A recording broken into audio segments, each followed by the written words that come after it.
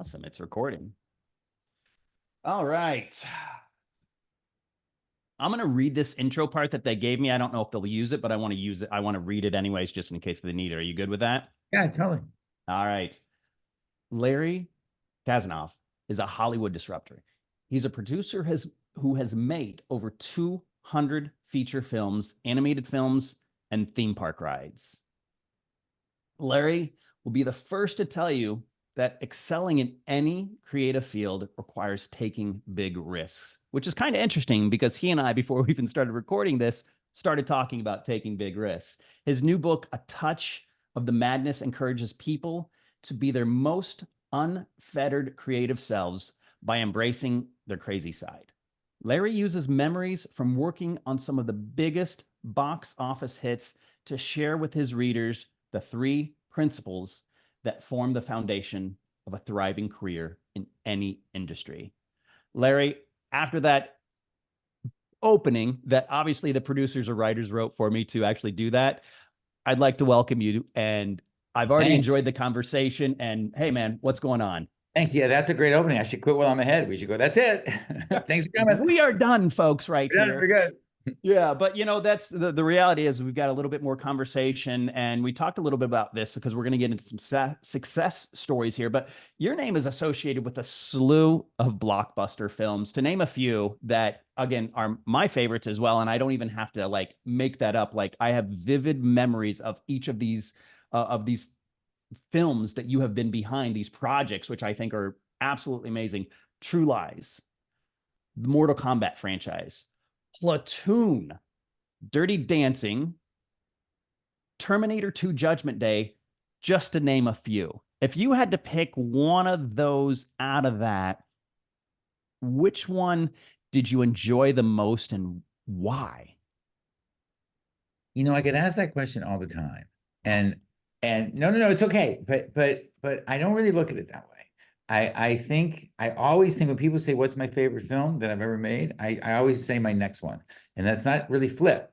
It's because that's how I think. And that's how you have to think. One is because once a movie is done, and we're still making Mortal Kombat movies. So, but once a film is done, I almost never watch it because I can't affect it anymore. It's now out in the zeitgeist and it's out in the public. And what people think about it, they're going to think about it. You commented on one of our short films recently, a few minutes ago, and that's your opinion of that. I want people to do that. So I always think I loved each for different reasons, and I suppose collectively, virtually all those films you mentioned, except for True Lies, everyone told me I was insane and it was crazy and we should not do it. And so I like that because I think that's what creativity and innovation needs. But I really do think about my next one. It isn't a platitude. I'm not just saying it.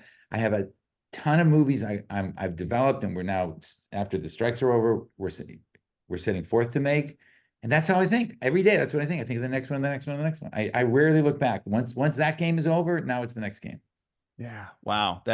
I love how you look at that. You're looking to what's next because it's already been done. You can't you can't imprint it. You can't change it. It's out in the ether. It's out in the ethos and it's out there. And what else can you do but move on to the next? I would imagine if you're, Tom Brady, when he was playing football and, as you say, hi, you're going, boy, that was a pretty good game 3 weeks ago. You're just going to get hit, as opposed to saying, I'm in this game now, I'm going to throw a touchdown pass. That's how I got to think about it. I think you got to play it like a game. And, wow. and once the movie's done, good, bad, or indifferent, it's done. Next. Now, when looking at Hollywood, because you've been in it for a few years, to say the least, in there, how is it that you have taken that mentality? Because I just have to imagine, as a consumer that has digested and watched Hollywood from the viewer standpoint, there's been a lot of changes over the last several years when it comes to Hollywood. But you sat there and said, hey, once it's done, I move on to the next.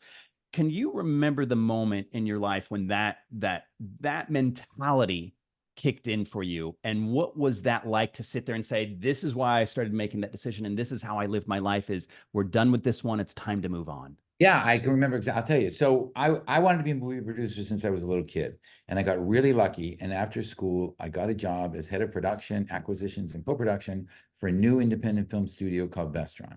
And this was in the mid 80s, and Vestron was riding the wave of home video boom. So a lot of movies were being made because of home video was booming, just like today with streaming. And I got this incredible job, and my bosses said to me, "We don't care where we went. We don't care if we went to business school. Don't lose money. You can do anything you want. If you lose money, you're fired." So we made, but other than, and I had to make 80 movies a year, buy them, make them, co-produce them, whatever. 80. Today, the average studio makes 12. And so, and remember, I was 25 years old, out of school, and so I had no idea really what I was doing. And so we made like low budget horror movies and action comedies and rom-coms and things like that, all with kind of a sort of recognizable name in them, all very commercial stuff. And then we got the script for a movie, Platoon. And this was not our normal thing. If you're not familiar with it, Platoon was written by Oliver Stone and directed by Oliver Stone eventually. And it was about the Vietnam War, and it was an unusual telling, and it was about the effect and the toll the Vietnam War took on the kids there, psychologically more even than physically. And I wanted to make it. And my boss said, you're crazy. This is what we do. None of the people in it were stars. Oliver had done great work, but it wasn't a hit before. And I fought for it. And my boss, talk about great disruptors. He said, okay, you're head of production. It's up to you. But if you lose money, you're fired. What do you want to do? And I thought, oh my God, I'm like a few months into the best job in the world. This is my dream. But then I thought, well, I didn't get in the movie business to play it safe. So I greenlit Platoon. And I'm the only person in history to watch the first Platoon for the first time and giggle, not because it was bad, because it was so good. I was like, oh my God, I'm not getting fired. I'm not getting fired. I was in Italy at a film festival watching it, in a private screening for me. And so I knew it was great. And it was so good that it won the Academy Award for Best Picture that year. And a few months later, I ran into Oliver in a bar in New York one night, and he bought me a drink, and he said, I always liked you, kid. You have a touch of the madness. And I thought, a touch of the madness? A little madness? Am I crazy? Is he calling me crazy? And then I thought about it. I thought, well, my boss had a touch of the madness for letting a 25-year-old kid with no experience run an 80-picture film slate. Oliver had a touch of the madness by insisting on making a Vietnam movie in a way that no one ever did. And I guess I had a touch of the madness by betting the best job in the world on one movie. And that's when it occurred to me that what I need in my job, but also in life, and I think I already have, but I never really phrased it that way, is a touch of the madness. You have to look at the crazy, unusual, your wife, mother, father, brother, sister, son, business partner is going to tell you it's crazy. That's the one. You need a touch of the madness, because the river of life is going to pull everyone towards the middle. The current of the river pulls you towards the middle, which is okay if you don't want to be great. But if you want to be great as a person or a company or a creator, you can't be in the middle. You have to be in the extremes. And the best way to get out of that current, to swim against it, is with a touch of the madness. So if that crystallized it for me. And then and there, I thought, that's my philosophy. And it's been ever since. I just wrote the book recently, but I've been thinking that way my entire life. It's how I make business decisions, how I cast people. It's how I decide on movies. But then you got to realize no one bats 1,000. So if you want to live a touch of the madness life, you're going to have great highs, but you're going to have some lows, and that's the game. And you just got to accept it and play it. And I've thought that since that time in the bar in New York with that director, just got crystallized for me, and it's been that way ever since. Yeah, I mean, and you talk about a touch of madness there, and that kind of makes me think in the entrepreneurial space. And the entrepreneurial space, to me, doesn't mean you have to have your own business and be an entrepreneur. You can be entrepreneurial-esque in Hollywood. You can be entrepreneurial-esque working for a corporation, or just having your own small business. But the reality is those that stay away from the middle and they pull themselves to the outside as much as they can, there is a little bit of crazy. There is a little bit of madness right there, because without it, you wouldn't be able to create and change what you've done in Hollywood. So you are the entrepreneur. You were the quintessential individual that's actually not sat there and just talked about it and named yourself like someone that's done. You've actually done this. Tell me about a touch of madness, and what was the reason why you really wanted to get that out there to share that with other people? So the book is called A Touch of the Madness. And the reason the madness, yes. The reason I wanted to share it is because, as I said, I've been doing this my whole life, but I've noticed the last 5 years or so that people are more scared than I've ever seen, and not just in Hollywood, even that entrepreneur within the corporation, to take a chance. They don't want to. They're scared. They're scared of getting canceled. They're scared of saying the wrong thing. They're scared of making mistakes. And I just thought it's terrible for society and for the world. You're not going to get great anything. Nothing great happens without taking a risk. And I've never seen them more scared to take a creative risk. And so I was sort of whining to my brother about it one day, and he's a writer, and he said, to write a book. And it was during the there was an actor and writer strike last year, so we couldn't work. And I thought, that's a good idea. And so I did. And it's been fun and everything. And the book is very fun to read. There's no charts or graphs. It's all stories like the one I just told about inspiring people, hopefully, to embrace their inner madness. But the message I want to get out there is I want people to be their unabashed creative selves, to embrace their madness, because that's how they'll do something great. And the amount of people, I should say, who come to me every week and say, I don't know, I want to act, I want to this, I want to that. What about this? Or even when I've gone on other, podcasts or shows for the book, and the podcaster at the end will say, I always wanted to open a bakery. I'm a good chef, but I don't know. That's what we want. Do it. What are you waiting for? Yeah. If you were to give a budding star or someone that just wanted to be able to reach out for that madness, are there three things that you look at that have been helpful for you and the people around you, and being able to say, this is why I'm doing this? But what are three things that someone could look at and say, if I gravitate towards doing this, this, and this, the next step could be greatness? What are three things that you're doing right so now? that's a good question, because, when I talk about this, people say, sure, you make it sound so easy. Just, think up Mortal Kombat. It's not so easy. So there are three simple steps. I call it create, ask, play, CAP. And so, and create is a few steps to all these things too. But the basic idea of creating is you have to understand the essence of what you're doing. The essence of what your brand is, not what your brand, you have to really deep down feel it and believe it. So here's an example. When I decided to bet my career again on Mortal Kombat, it was an arcade game that was testing in an arcade in Chicago. It wasn't out, it wasn't a game, it wasn't a hit. And every video game to movie adaptation to that point had failed. Everyone told me my career was going to be over. But I took one look at Mortal Kombat. I was friendly with the game company, and I turned to the CEO of the game company after playing the arcade game in his office in Chicago. And I said, if you give me the rights, I guarantee you I will produce it in every medium in the world: movies, TV, animation, live theater, you name it, I'll do it. And he looked at me and goes, piece of crap video game. It took me the whole summer to convince even him that it was more. Was it Capcom? Was it Capcom that brought out, or I don't remember the name of it. Okay, there we go. Midway. Yeah. But the thing is, the secret is, I didn't think I was making a movie out of a video game. I thought I was making a movie out of the essence of the video game. So think of a pyramid.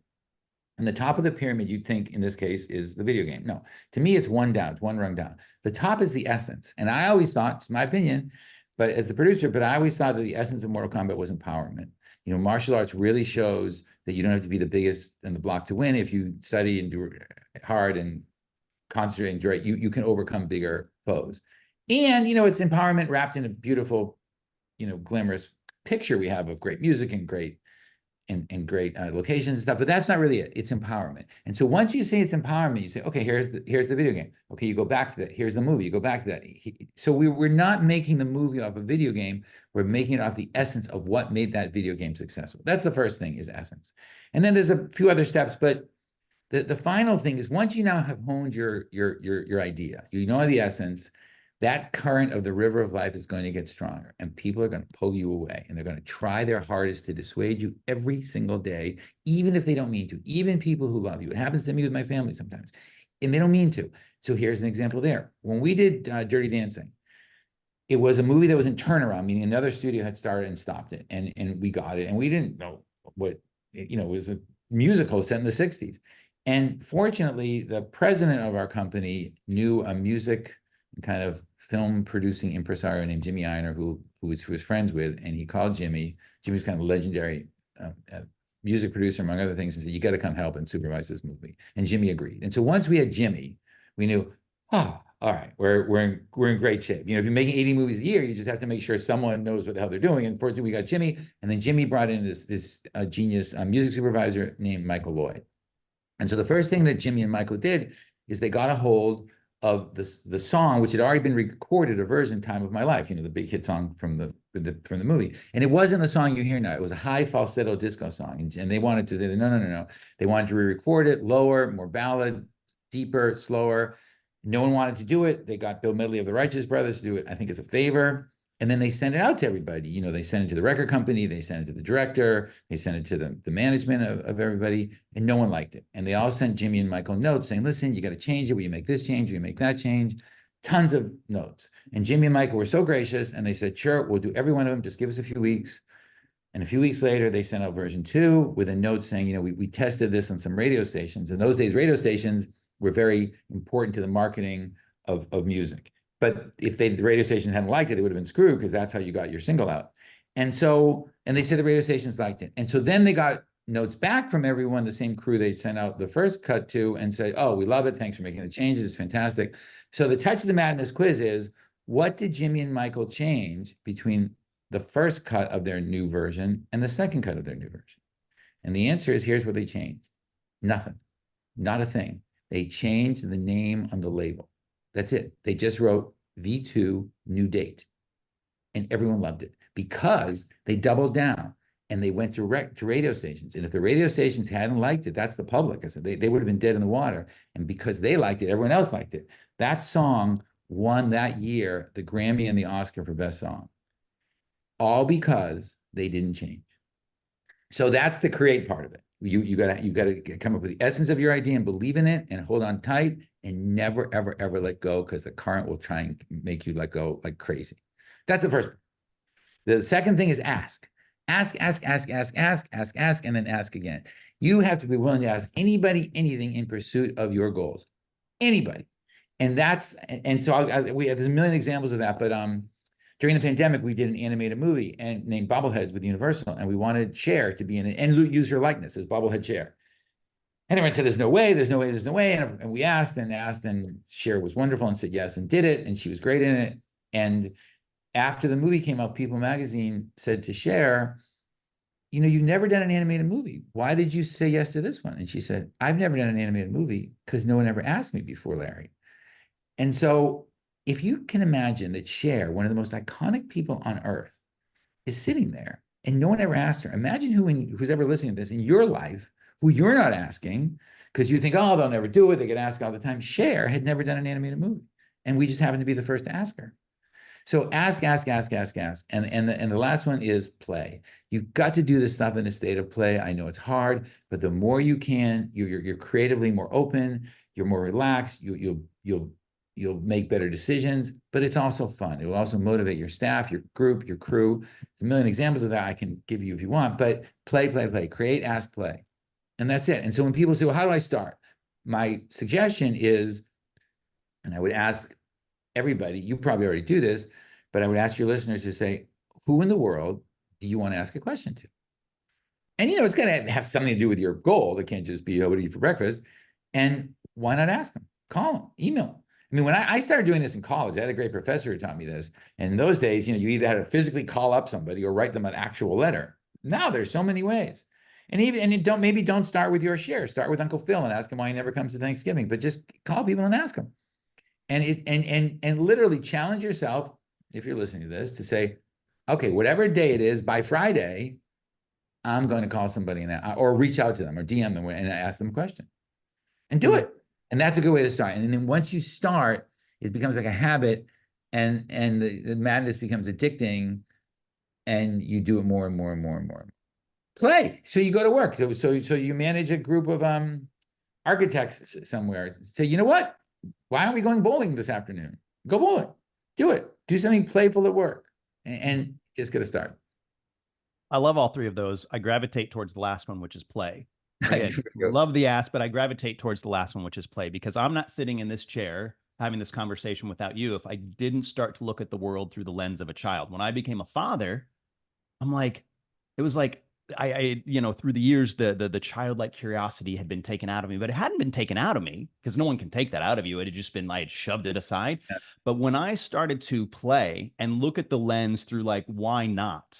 Not what is going to get in my way, but why not? And start coming at it from a playful standpoint, the world opened up. It was like a blossoming flower that was just like, go for it. And the one thing I noticed is people weren't asking. They weren't just asking and bringing up things to run ideas by them. And they were definitely so rigid that they couldn't come at it from a playful mentality. And so how they went about it was so rigid that it was like, it was cold and it wasn't a warm product and stuff. So I love the fact that you said, go out and play. Have you managed to transfer the play into your work? Yes, that's a thing. That's why, I've been able to turn the play into work to where I'm in like, here in a few weeks, a bunch of us are going to fly off to Utah. We're going to go play, but we're going to get some work done while we're doing there. But absolutely, I can't do one without the other, because as you and I talked beforehand, there's a few monitors and a few computers going on at once. If not, it's a maddening life, and play is so important. Has there been a film or a project that you've worked on, or even the book, where play was such a huge thing that once you introduced it to those people around you, they're like, holy crap, this is like a new world for me? There's been a lot, but one of the first movies I did, like within minutes of getting hired in my first job, the company had already ordered a movie in Italy, and I want to call it like an aspirational Game of Thrones movie, but that's so exaggerating what it is. It's a Game of Thrones for like one millionth the budget, but it was this kind of sword and sorcery epic in Italy we were going to shoot. And my boss said to me, they'd already ordered it. It wasn't my green light. And they said, and we want violence, and we want sex, and we want sword fighting, and we want the whole list. And someone in the development team said, and snakes and wizards. And he went, yeah, and snakes and wizards. We thought it was a funny joke. And so the producer, who was kind of a legendary scoundrel, I love scoundrels. You mean charming kind of, well, scoundrels. But he was already in Italy. And so every time we'd have a meeting with him before I went over, you know, when the team hang up, we'd say snakes and wizards, because that was our rallying cry. It was funny. They weren't in the movie. We just thought it was funny. So I get to Italy. It's my first movie. I mean, it's a crazy movie. And everyone seems very nice. And they tell me they have a surprise for me in a few days. And they're very excited about it. And then the day comes, and at lunchtime, they bring me out into the back, and you can see the kind of hills of Rome behind us. And they're all gathered in a semicircle on me. And then a band starts playing, and I don't know where they got the band. And then I don't see anything, but you see this little speck. It's like a little speck of kind of dust, and it's getting bigger and bigger. And I realize it's a truck coming down the hills. And now they're all around me, and they're bursting with pride. The truck pulls up, and it's painted like a circus truck. The doors burst open, and all these men and women, the women were snake charmers. The guys were dressed as wizards, pour out of the van, come running towards me, and they all surround me. And I'm staring at a snake charmer with a Burmese python looking me in the face, thinking, holy shit, what do I do? There are no snakes and wizards in the movie. We can't afford this. What are we going to do with these people? And I thought, but I then realized, like with a shocking alacrity, holy crap, we forgot to tell Harry, the producer, it was a joke. So not in a state of play, you would have freaked out, got rid of all of them, screamed at everyone, what are you doing? You can't do this. And the crew would have been destroyed for the rest of the movie, because they went to such trouble to do it. In a state of play, which I was, because I couldn't believe I was on any movie, and let alone this one. And you know, we were in Rome, and you have wine at lunch on a movie set in Rome in those days. I said the only thing that I could do in a state of play, which is put him in the movie. And somehow we did. And now, honestly, the movie's terrible. I mean, it really is terrible. But we made a ton of money, and the snakes and wizards were great. So in a state of play, I saved the situation and made a lot of money. Had I not been in a state of play, I would have done the opposite. Wow. I love that. I'm not even going to ask the movie, because I want people to actually try to go search and find that. No, please don't. Please don't. I'm not asking whatsoever. I mean, when I say bad, I'm not being disingenuous. But it wasn't the point. I mean, I learned something from it, so it was great. Yeah, I'll tell you one where I wasn't in a state of play.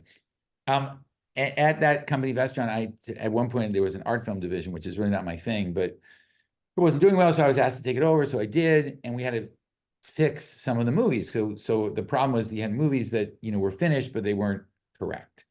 And one of the movies had a woman in it who was pretty famous at the time, and the movie was, quote, done, but her performance just wasn't good. So we had to re-record her, loop her, it's called. So we had to get another actress to redo her voice, and which happens sometimes. And so we did it. And the guy who ran that division still worked for me, so I asked him to do it. And I was sort of friendly with the actress who was starring in the movie, and we had a big premiere. In those days, we had a lot of big premieres, which were all for press. It wasn't like social media then. You were really trying to get in People Magazine and Time and so forth. And so, and you had tons of press and tons of celebrities there. It was a big, huge event. And right before, like 5 minutes before we were starting, I said to the guy who once had run that division, I said, how did she react when you told her we dubbed her performance? And she said, oh, I thought you told her. And I was like, and then the movie starts, and I'm sitting next to her. Not, you know, we weren't it wasn't nothing personal. I was the head of the studio. She was the star of the movie. There were press there. We had to be great. So the whole movie, I'm sitting there going, oh my God, this is going to be a disaster. She's going to freak out. What's she going to do? She's going to scream. I'm surrounded by press and we'll never get over it. And it was the longest hour and a half ever. When the movie was over, I went, okay, I can handle it. Take a deep breath. She turned to me. She goes, wow, I had no idea I was that good. Thank you. And she still, to this day, unless she's listening to this, doesn't know she was dubbed. And so, and so I wasted all that time torturing myself and worrying for nothing. Because she literally didn't know it wasn't her. See, in a state of play, great. Not in a state of play, drive yourself nuts.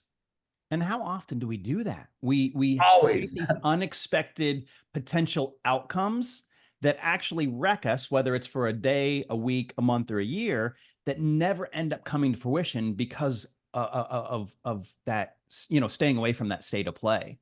And you right there, showed how, one, you're just like, you laid back and you're like, you went with it. The other one. Oh, yeah, that's right. Yeah, the other one, you came, but fortunately after an hour and a half. It wasn't a day, a week, a month, or a year for you, but like, I love the fact, and I've got to imagine that that was your upbringing or just who you are, and realizing like, how do you balance between rigidity and play right there? Yeah, but I think human nature is such that a good thing happens and a bad thing happens in the same day. You tend to overweight the bad thing, which I really work hard to try to overcome, because that's not productive, but it is human nature. The good and the good thing about doing what I do is I have a pretty good imagination, but the challenge to it is it can go the other way if you want to imagine bad things. And so I have to really work at that to do it. And I have a million examples of it, but it's still like a practice. I became very friendly a while ago with this wonderful Zen master named Thich Nhat Hanh, and I did a documentary about him. He's a Vietnamese Buddhist monk. And when I met him, the first time I met him, I said, I feel like I've been on vacation. What's your secret? He said, no secret, practice. You just got to practice this. It's just like exercising or eating right. That's what I think. So I think living in a state of play, I think doing everything we're talking about, I think it's practice.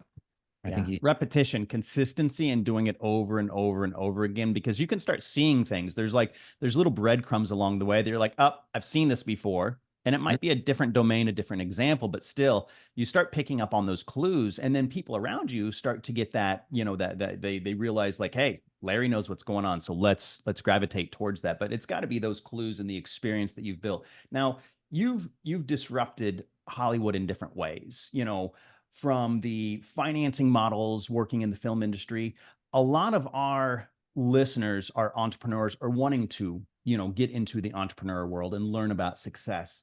Can you walk me through what you did and give us some insights on your process and how you disrupted back in the day, what they have now adopted for so many years now, how you changed the financing models when it came to Hollywood?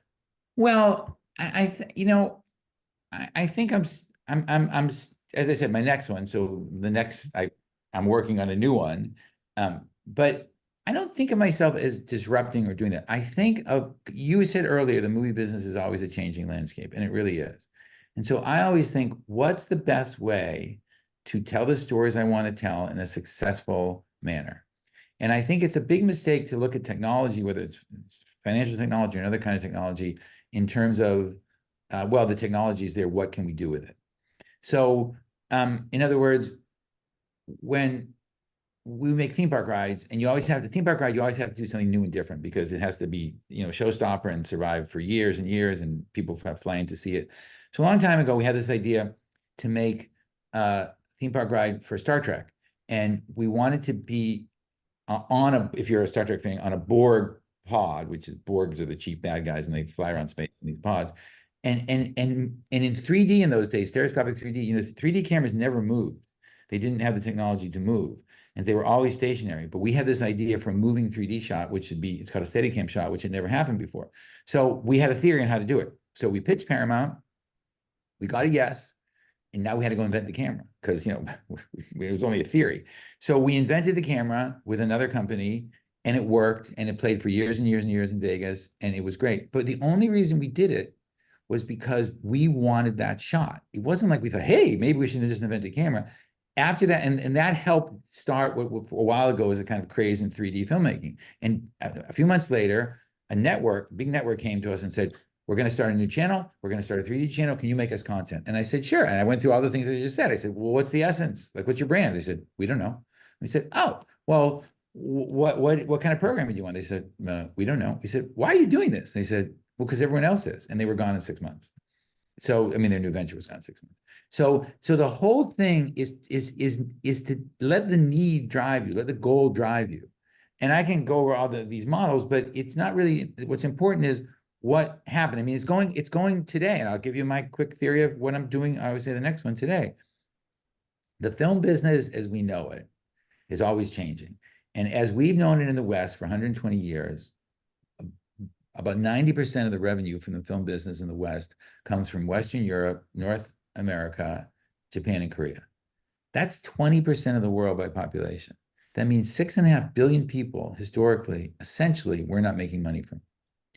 And I believe with technology changing, there's a way to do that. And I also believe it's interesting filmmaking. So that's what I'm doing. That's what I've been betting on. That's what I'm in the middle of working on. Usually I don't even say these things until they're done, but I'm saying this one because it's going to happen. I hope I'm the first one to do it, but it's going to happen because if you look at the statistics in places like Africa, I mean, China and the US are up and down all the time, but it's a great market.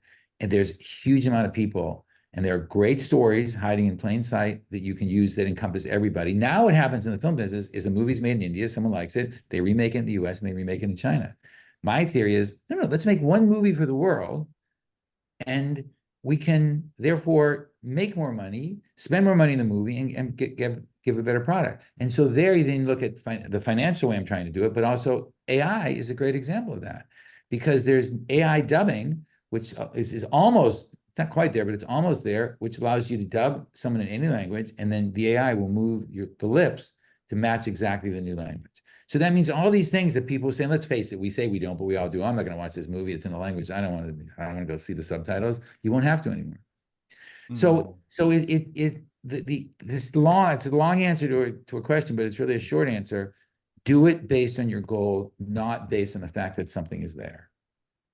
See based on your goal, not what is there. I love that. Yeah. So in other words, you're in France in the 1800s and you see a bunch of metal rods and go, I don't know, maybe I could build a tower. Or you're in France, you go, no, I want to build this tower. And then you figure out how to do it. That's what you got to do. And that will work. Because the other thing, you're just following a trend and you're going to run out. It's not going to implode on you. But if it's a solid reason for it, it'll work. There were two things in there that I want to go a little bit deeper on that you talked about. Number one, it's what you're working on right now with some of the short films and what you're doing with the public and stuff. And I think you kind of touched on that just a little bit. But there was another piece in there that you talked about AI. And AI, like if we really want to go back, where did I hear about AI? It was really in the films back in the day, growing up. It was like, what is AI? But AI is a hot topic and it has been for, almost 2 years.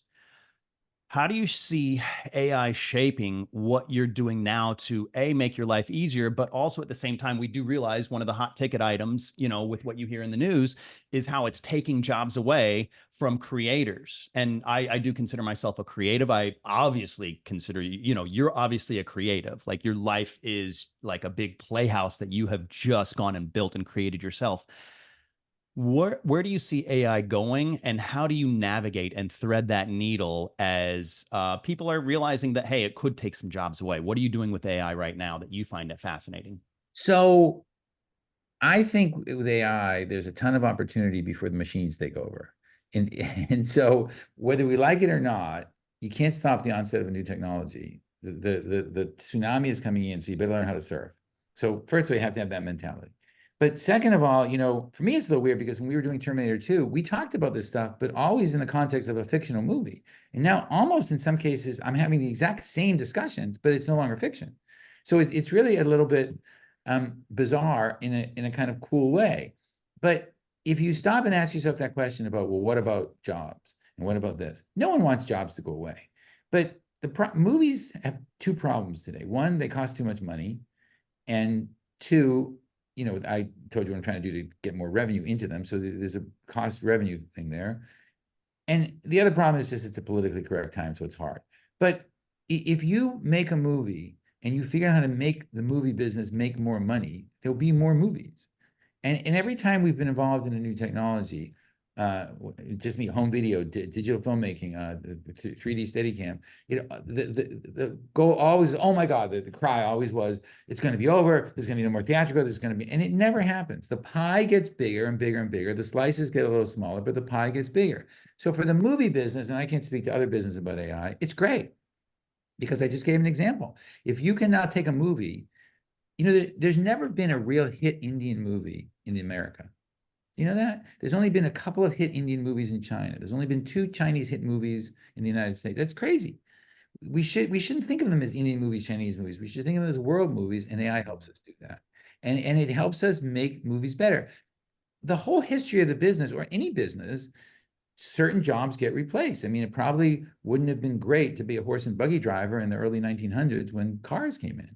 But the car industry as a whole more than made up for that. And so people will get retrained. People have been having debates during the AI thing in the movie business about things like, well, what if they're digital extras? There've been digital extras for 15 years. They just weren't done by what we now call AI. They were more hand done, but that's not new. Or digital stunt people. We used to actually throw people off buildings. I did that. I mean, not throw, but and honestly, as a producer, that's really scary because it's dangerous to jump off a building. You don't have to do that anymore. Is that going to put stunt people out of work? No, it's not going to put stunt people out of work. It's going to keep them safer. There's tons of work for stunt people. So I think that's all fear. That's just fear based on something new. It's different from the movie business. I think AI is great. I think it'll make the business better. I think it'll make movies better. I think it'll give people more access to creativity. I think it's fantastic. Yeah, the way I look at it, even in the business world, I see the fact that, like, could it replace certain low level type of jobs that we could replace to actually help lift people up? Absolutely. And I think we do come from a place of fear, like this new technology is here. It's kind of already been here for a while. It's just now accessible to where the public is able to see how is it impacting their lives. But it's kind of been around for a while. And like you said, during Terminator 2, you guys were already talking about it. It was like you were the imaginators of what, and that's not a word, I get that, but imaginators of what the future was going to be. That was all Jim's story, but it was all fiction. I never thought it was going to be true. As I said, for the universe as a whole in the world, deep fake political statement, I don't know. It's not my job. But my job is to try and entertain people and motivate them and inspire them, and AI is great for that. Yeah, no, I love it. Now I want to dive into what you're working on, because I spent some time the other day with our producer, and you've spent time with her as well. And she sent me over the 7-minute short with Tom Arnold and a few other individuals that are in there, and the quality, the storytelling, the just how you shifted through and highlighted something that pulled at the heartstrings in such a short period of time. What are you doing, and what was the inspiration behind what you're building with this new project? So we have a new company called Supergiant Studios, supergiantstudios.net or .com. And what we realized is that the number one thing that people not in the business say to me is, oh, it must be, what's it like? It must be a dream. If I could be on a set for a day, if I could do this for a day. And then we thought to ourselves, is there a way we could do this? Could we possibly make that dream come true for people? And long story short, we figured out a way that we can put anyone who wants to do it in a short film with a famous Hollywood celebrity. And that it's never been done before. But we had to figure out a lot of loopholes and things and ways to do it, and then offer it to people. And the one you saw was the first one we did. Now, short films have been around for a while, and they're growing and growing and growing. They're becoming a bigger and bigger and bigger thing because more and more people have access to equipment, AI cameras and stuff. And there's thousands of film festivals around the world that want to screen this thing. Our point of view on short films is a lot of them are not sort of professionally made with good stories, and so we want to do that. So we find a client comes to us, we call it a Supergiant star, and they have a story they want to tell, or they don't. They just want to do the experience. And we, from then on, I mean, they have to pay for it, but from then on, we do everything. We write it, produce it, direct it, and they are a star for a day, and they have a film for the rest of their lives.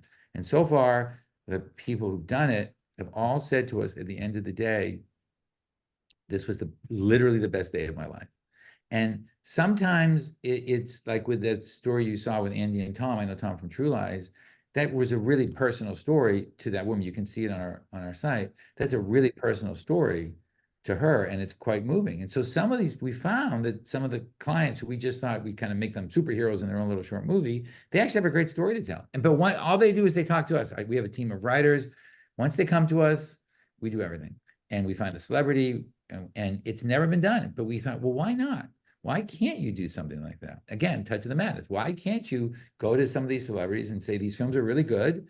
I mean, my partner is a guy named Daniel Brea, who's made hundreds of short films, many of them award-winning. Some of them have gone viral with like 100 million views. So he knows that world really well. And I know the bigger world in the world of celebrities and things. And so we teamed up to do Supergiant Studios. So it's either just simply a great thing to do as your bucket list item or a bucket list item.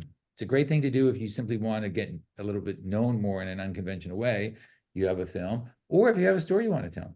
I mean, the woman I mentioned in the first movie, I don't want to spoil the movie for people who haven't seen it. She's starting a charity based on the movie. Mm. Mm. Just based off of that, she's starting a charity. So and that's what I love about this. It started with a dream, it became a reality, and then you helped other people bring in what their dreams and once were, and now it's turning into something else. It's the unexpected. It's the outcome that they weren't looking for, but you helped make that happen with you and your partner and all these writers around this. Yeah, we just finished one with Eric Roberts, who's was in Batman, great actor, and it's a couple, and the couple had their story is really interesting. The story was they were kind of dating as kids or teenagers, and he got sent off. He was a Marine and got sent off to, I think, Iraq or Afghanistan, and found himself in a foxhole, like really in trouble. And he was kind of a spiritual guy and made a deal in his mind and made a deal with God. If you get me out of this, I'm going to go straight. I'm going to be a good guy. I'm going to go somehow maybe I can find her again. And he gets out and he does find his old high school sweetheart again, and they get married and they've had a great life together. And they wanted to tell that story. So we turned it into where Eric Roberts is God, and God calls them in for their 20-year review. He goes, let's see, we made a deal in a foxhole with you. Let's see how you've done. But again, the movie has some other points to it that is, one, entertaining for an audience in general. And we're submitting, all these movies get submitted to film festivals, and has a real point to it that they're using both for their business and just to inspire people. And the film festivals are great because, imagine you've always wanted to be in Hollywood for a day. Now you're on a set, you've done your movie, it's your movie, you're with someone famous you grew up watching, or you watch now, or both. And now the movie's over, and now you can go to a film festival. Maybe you're going to fly to the French Riviera and go to your film in your film festival where you might just win the award.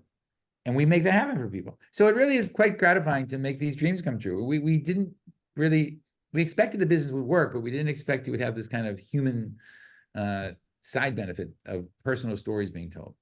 Yeah, it's not that you're a rule breaker. It's you make your own rules. You're looking at how you can do next. And again, it goes back to, okay, you've done this. Let's move on to the next. What's the next piece that's really going to help? And, there's a saying I love, which is the pebble in the pond becomes the mountain in the ocean. And you've put so many pebbles out there that you've created this momentum that moves, that allows other people in your world to find the success that they've been looking for and the success that you've built. There's a lot of people that are looking for success. What are 3 pieces of advice when someone's looking to find that success that you found that you utilize still today? What are 3 pieces of advice that you could give someone on looking to find their success and going for it? Ask yourself 3 questions. What are you great at? What do you love? And what can you sell yourself as? And where those 3 things intersect, that's what you should be doing. It's like the centrifuge where it just comes together. Those 3 pieces right there. Wherever they intersect. So in other words, I could tell you all day long, well, you know what I love? Or what I can sell myself as the next, forward of the LA Lakers. Probably not. No matter what I do, I'm not going to be a forward of the LA Lakers. So that would be sort of, and I don't want to be. So that would be sort of silly. So, what do you love? What are you great at? And what can you sell yourself as? Those are the questions to really ask yourself, and where they connect. Well, here's something I'm great at. Here's something I love, and here's something I can sell myself as. That's what you should be doing. That's what you'd be best at, and that's what you'd be the happiest at, and that's what you'd be the most successful at. It's like where the treasure map is. X marks the spot right there for you. Exactly right. That's exactly right. Yeah, it's moving over. And when we do look at success, there are other sides of success. There's misconceptions about how people got there. Are there any truths that you have discovered on your journey with where you've been on the misconceptions of success, and what did that look like when when you kind of, you know, rounded that corner and you saw that like some of the success wasn't all it was cracked up to be? I think that you know, talent is half the battle. Certainly in my business, but it's half the battle. And the amount of people, the number one way over the years we sort of lose aspiring people, aspiring actors, writers, directors, producers, whatever. You know what it is? It's we give them the shot they want. We say, okay, you want to be the actress? We've tested you. We're giving you a shot. They run. They don't do it. It happens enormous amount of time because there's, I know that's what you say because it's not in your DNA to do that. Yeah, I'm looking. I'm like, what? This makes zero sense to me right here. It doesn't make sense to me either, other than I've just experienced it so much. You know, that would be like saying, you know, how can birds fly? But you know, we all accept it. Yeah. And so the reality of success is a great expression. My uncle used to tell me it takes 10 years to become an overnight success, except no one tells you about the first 9. And the reason that they crap out these other people, and crap out is the wrong word for it, that they don't do it, is they don't have the perseverance. I can tell in 30 seconds in my world if someone has talent, if they have a touch of the madness, if they have. I can't tell of the perseverance. Only time will tell that. You know, character isn't made, it's revealed. So only over time. So one, it takes a long time, and it's hard, and there's ups and downs. And you know, people always ask me, "Oh, now that you made some movies and had some success, does it get easier?" And I'm like, you know, if you're a fighter, a boxer, and you're coming up to, you know, Floyd Mayweather, you're coming up to 50-0. You think in your 49th fight, the guy goes easy on you? He goes, well, let me not hit him. If anything, they go harder. So you get used to it, but you still have to fight all the time. It's still hard. It's still a challenge. But if you love it, it's okay. So the things that I've learned are, it takes perseverance. Again, like what I've been saying, you know, don't let go of your idea. Don't let the current pull you. It takes perseverance, and you really, that all is much easier if you love it. Mm. Success is really, to my mind, doing what you love. I mean, you don't, and the final thing that kills that is a lot of people don't because of ego. The two things that kill an enormous amount of people in the movie business or in any business are fear. They're afraid to try and fail, and ego. I mean, we were just talking about this last night with a friend of mine about a now passed away, but once great producer, who's a great guy, but ego. Why do you mean I don't get this table in this restaurant? They throw a fit. That's a bad sign. And that's not really success. That's just wanting people to want you. The person you're trying to gratify is yourself. So you gotta have the perseverance and realize you need the perseverance, and you really should love it. Those are the two things that will get you through almost anything. Yeah. Love it. Don't you know who I am? And, you know, the crazy person's like, Oh. I don't know who I am. So could someone tell me who the heck you know, I always kind of put that. There are rock groups, you know, Jimmy, the guy I mentioned from, you know, who was really the godfather of Dirty Dancing, you know, who tells me stories over the years, you know, because of some ego thing, the group breaks up, and they give up not only entertaining millions of fans, they give up hundreds of millions of dollars because, well, he got everything first, and I can't believe he got this. His dressing room was 1 foot bigger than my dressing room. That's just insecurity, and it will really screw up your business life.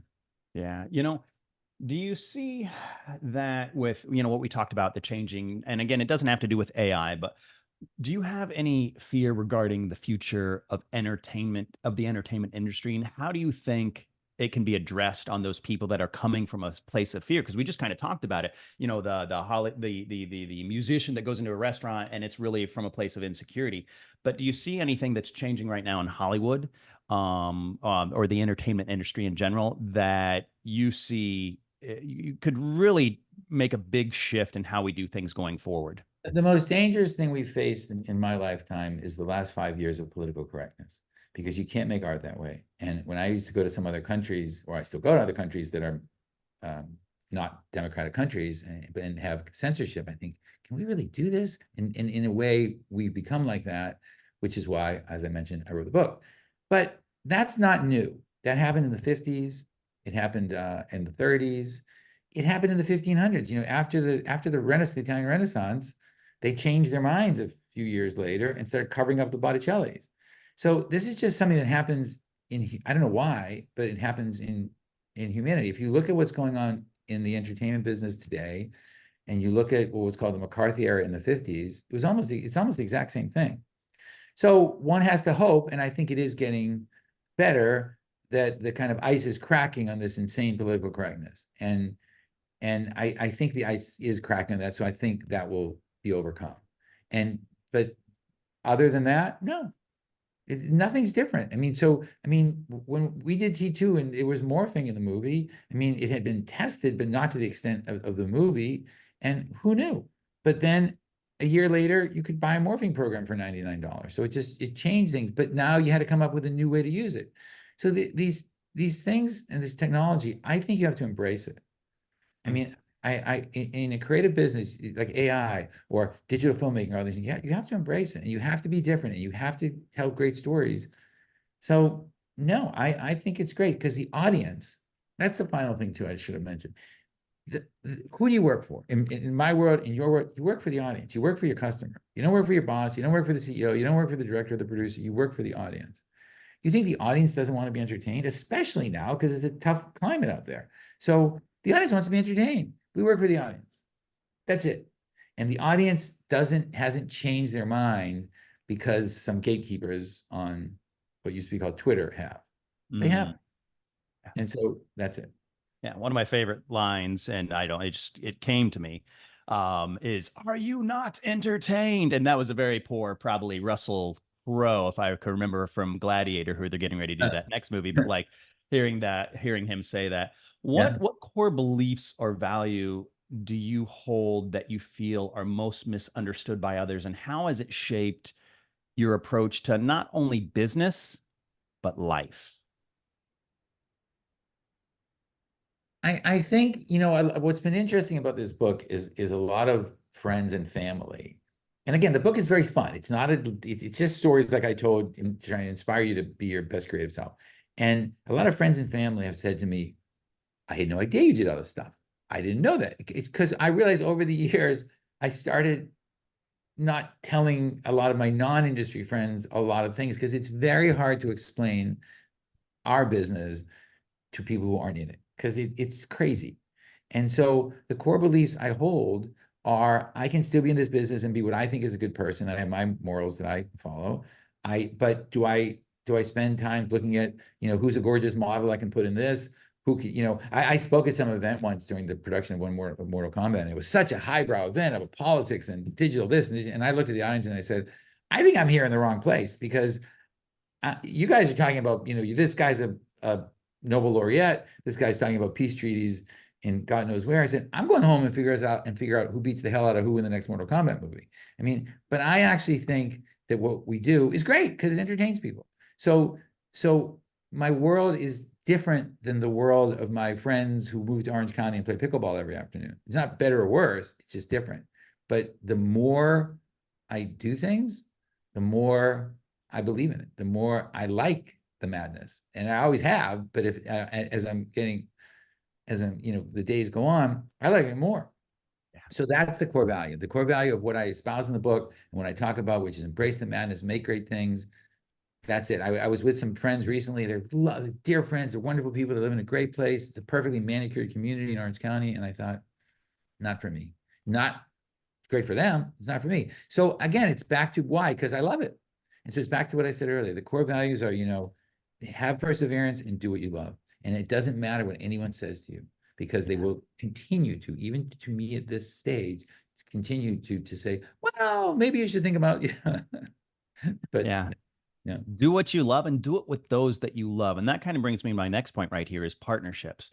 I've been able to create some amazing partnerships. And then I've looked at some of the other partnerships that really have fizzled out, and all the signs were there. I put certain key ingredients now when I look for what that partnership is. And one of them is really something that I don't possess, because I don't need another mimic of me. I don't need another yes person. It's someone else. How have you navigated creating business relationships throughout the years? And what are some signs that you realized for a successful partnership versus one that you should have seen that was going to crumble? I think some of my best and worst decisions have been made around that question. That's a really good question. There are people I think, how could I have trusted them? I should have seen this. And there are other people Jimmy, I've been in business with for 20 some years. And so I gotta say, I do it all by instinct and a feeling. I mean, obviously they have to have talent, but that is easy to spot. I think in my case, the times where I've made the wrong decision is I've just needed someone in the job then. And I was going too fast perhaps and say, well, I know this guy deep down is a whatever, but he can keep his finger in the dam for a while. And that's what I shouldn't have done. In other words, I sometimes hired the wrong person just to get the job done and figure I'll fix it later, which I did a lot, but I try really hard not to do that anymore. I try to say if they're not the right person. I read this great Warren Buffett quote: "You can't make a good deal with a bad person." Very true. And I mean, everything you're saying resonates, at least in my, Well, span of business. what do you like? How do you make that decision? I made all the wrong decisions and realized that I was trying to put, what do they call a circle in a square peg, or a square peg in a round hole, because I needed to actually get something done. And I knew the person almost a little bit too personally. I'm like, I'm going to try to change. I know I can change this person to doing this because I definitely need to fill this, this position or this project right now, and we'll figure it out as it happens. The problem is I put them in that position. I hype them up thinking that they can do something that they haven't ever done before, and it never works. It almost never works by going too fast, too quick. And so what I learned is, let me get myself burnt, let me touch the flame, I'll figure out the piece, and then actually find the person that can fulfill the Yeah. job. So very similar. I had the same experience. The exact Yeah. same. Yeah. Yeah. I still have people that, not as much around me, but I'm like, oh man, this decision I made 10 years ago, I can still see like small little things. But what I have found since then is partnering again. I'm going to go back to this, partnering with those people that, number one, you have this feeling about. You kind of mentioned that right there. You just know that there's something there, and then they possess something that you don't need to learn that skill. I tried to learn so many skills throughout the years that I was trying to be everything to everyone, which meant I was nothing to anyone, and I couldn't move at the pace. And so now it's like, find that person. Right. I agree. And I've become a better delegator than I used to be. You know what? Hands down. You could ask our good friend Eve. She just said that the other day about me. She's like, you're and I was just like, when you learn how to delegate to those people that you can trust and you don't have to check in on them, that's Yeah, when you're like 1 foot away from gold. yeah. I Yeah. think that's good. I got a few questions as we come to an end here. And it kind of goes back to what we were just talking about, in partnerships. But are there any strategies that you've used when you start building a team around you? They might not be partners, but they are a team that are going, it's kind of like, you're assembling this team. Any strategies that you've used that you could share with the audience and how you assemble a productive team? I think again, I try and I like in my case, we're always making a movie. So we have a project that's going to be made and that's going to be done. So I can see the movie in my head really, really, really, really clearly. And so then I just try and work back and say, okay, I see this look for the cinematography. Who can do that? And then I see this look for the costumes. Who can do that? Which you sometimes can judge based on previous movies, but sometimes you can't. And so, communicating that is what's hard. It's hard to have people dance to the music that's in your head. So in communicating that is hard. I became a photographer. I have a book of photography coming out as well called Malibu Blonde, which helps me because I just did it because I love photography, but it has helped a lot in movies because I can actually take pictures and show them to people. So I simply try and envision, can they do the output? And I have found that when it comes to something so amorphous as making a movie, but then so finite as when the movie's done, I find it much easier. I can get along with almost anybody anywhere in the pursuit of getting a shot, getting the movie, because I don't have to work with them for 15 years if something goes wrong. I mean, sometimes I do.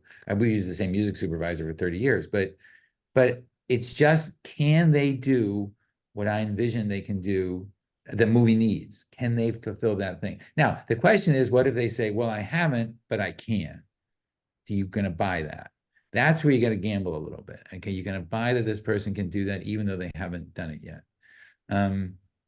but that's it. I just try and look at exact, and I try and be very, very clear. And just like I said, the essence of the brand, I look at the essence of the person. I think, okay, well, I mean, here's I'm hiring a director for a movie, let's say. Well, the movie has 10 things to it. No, no, no. What's the one thing I really got to have? I mean, hands down, if I have one thing here, what is it? And that's what I do. So I always hang my hat on one thing extraordinary. I would rather have a person have one extraordinary trait and maybe a bunch of other ones that aren't so good than a bunch of mediocre ones. So I just look for the extraordinary, and it all comes back to not being clever, but it's a touch of the madness. In each one of these categories, I say, do they have a touch of the madness here? And if they do, I hire them. If they don't, You don't. I love how Zoom just popped up there, the thumbs up thing. So just so you know, try to thumbs up if you're looking at the yeah, I was recording of wondering what this. that was. Yeah, I don't. Yeah, you don't know what they're doing with the AI tools on there today. You know, when you look at the legacy that you're going to leave behind, the success legacy you leave behind, what's one of the things that you want to be remembered for, and why? I never think about that. One time, uh, on I was speaking someplace and someone came up to me and they said they were stationed in Iraq. They had been stationed in Iraq, and I guess in those days the soldiers got to bring just a couple of DVDs. They had a name for them. That was in the DVD days. They could comfort DVDs or something that they could just, it had a little portable DVD players, and they could watch them over and over and over again at night. And he said, your first Mortal Kombat movie got me through the Iraq War because I watched that movie over and over and over again as I could hear shelling, 50 yards away from me. And it got me through. And so thank you. And I thought, oh my goodness. I mean, when I sit around and make a movie, I don't think to myself that that's what's going to do. So I just hope that what the work I do and have done touches people in some way. It doesn't have to be that deep, although that's quite dramatic. If someone says, wow, boy, you made my childhood better because I loved watching True Lies when I was a kid or something. That's it. I want people to be inspired and touched and tickled in a wonderful way by what I do. That's it. I will tell you this, and I didn't bring it up, but you just said True Lies. You helped me get through a cruise ship that was in a tropical storm when I was a kid. And they Really? had like three movies that were looping. One of them was True Lies, which I think we counted. We watched like 5 times in a day. It got so bad at one point that we watched Mighty Ducks 2 in Spanish. And not knocking the Spanish part, but my Spanish was, it wasn't there. But we were like, we've got to watch something else. But True Lies helped me get through a tropical storm while I was on a cruise ship with my family. See, there you go. So thank you very much for that one. I'm thrilled. All right. We have got Larry Kasanoff, the creator of his most recent book, A Touch of the Madness, the man behind the box office hits True Lies, Mortal Kombat franchise, Platoon, Dirty Dancing, Terminator 2, Judgment Day, so many other things. Your most recent project, with which I'm looking forward to learning more and watching more of what you are creating with the public out there and helping their dreams come true. Larry, I want to thank you for your time today. Thank you very much. My pleasure. I had a great time.